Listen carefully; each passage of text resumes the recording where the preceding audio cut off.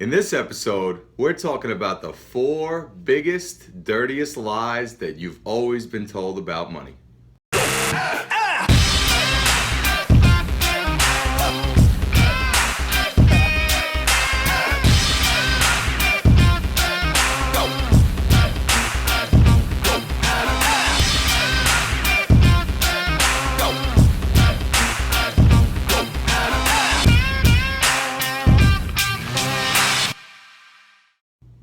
Hey everybody, I'm Mike Desepoli and this is episode 30 of the Ask the Advisor show. Today we're breaking down the 4 biggest, dirtiest lies that people tell us about money. And obviously we could expand upon this list in many different ways, but we wanted to take a look at the 4 most common misconceptions about money and break them down for you one by one to prove how they are just simply not true. So the first biggest lie about money is that money is not important. Now, don't get me wrong, guys, money is not everything, but if you look at anything that you may want to achieve in life, it generally has to do with money. Now, I understand that money can't buy happiness and money can't buy health, but it certainly can contribute towards either of those things. Now, think about it for a second. If your goal in life is to contribute to a charitable cause, you probably need money to do that. If you want to send your kids to college and fund their education, you're going to need money to do that as well. If you want to travel, if you want to have a lasting impact on this earth, more than likely you're going to need money to do so. If you want to develop vaccinations that cure diseases and bring them to third world countries, you're going to need money to do that as well. So this whole concept that money is not important, it's one thing if people put money above all things, and many people disagree with that mentality, and that's fine. But the reality is, the way the world works, you need money to make things happen. And anybody that tells you money is not important, if they don't care about that, they probably don't care about much else. And maybe that's just a cop-out. Maybe it's just a cop-out to be lazy, to not achieve great things. So you don't need to have all the money in the world. You don't need to have a $5 million house. You don't need to have money for a Lamborghini. But for anything that you want to achieve a lasting impact in this earth, you're likely going to need some money to get it started. So that's the first biggest lie, that money is not important. The second biggest lie that we hear about money is that entrepreneurship is not for everyone, it's only for a select few of people. That could not be further from the truth. Now, don't get me wrong, not everybody grows up to be Steve Jobs or Elon Musk or Jeff Bezos.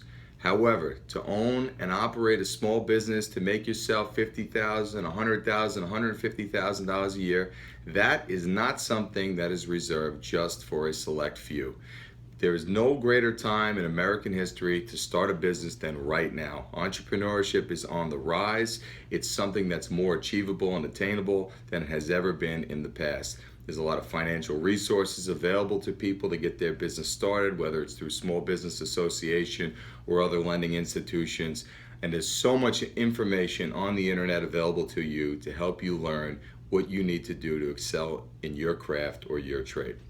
So this whole notion that entrepreneurship is only for a select few people is totally bogus nonsense. Now, granted, there's no guarantee you will succeed in business. Business can be tough. It's going to take a lot of hard work and perseverance. But for anybody that tells you don't even try entrepreneurship because you're not cut out for it, I call nonsense to that whole notion. The third biggest lie that we hear about money is that owning a home is the pinnacle of showing off your wealth or financial status. Owning a home is great, and we all want to achieve that goal at some point in our life, but our symbol of financial status is not tied directly to our home. I know plenty of people out there that have tons of money that live in very modest homes, and we also know many that have tremendous homes and have no money in the bank, and they would be something that we call house poor. So your home is not a direct correlation to your financial status. Look, if having a nice home is something that's very important to you, or having 2 homes or 3 homes is something that's a financial goal of yours, that's great, and go at it as hard as you can. But your home is not the only way to show symbolically that you've achieved financial success. There's many other ways that you can do that.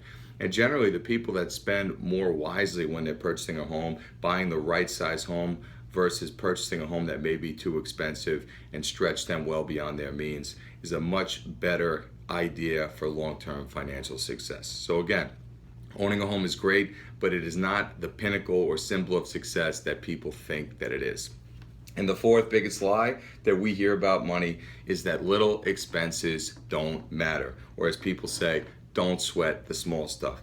That is the biggest bogus lie I have ever heard about money in my life. If you go back to episode 20 of our show and you look at the latte habit, we show you how small expenses like the cost of a cup of coffee on a day in and day out basis can have a tremendous impact over the course of your financial life.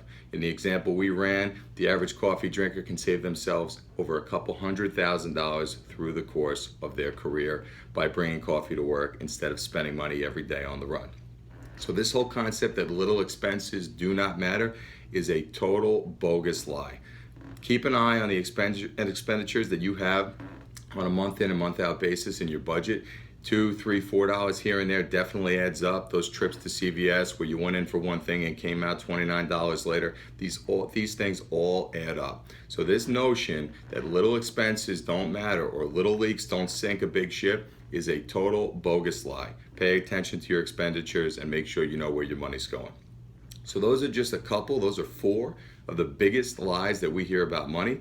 There's plenty of others that we can put on this list, but we want to keep it simple for you and break it down so you make sure that you don't fall victim to these bogus notions that you can't succeed at your financial goals. We thank you guys for watching. If you're watching us on YouTube, we hope you subscribe to our channel so you never miss any future updates. On this channel, we talk personal finance, we talk stock markets, we talk anything in the investment community, and we hope you'll stay along for the ride and subscribe with us. If you're seeing this on Facebook, like the video, share the video, throw us a comment. Let us know what you think. We really need your feedback. It really helps us, guide the future direction of the show.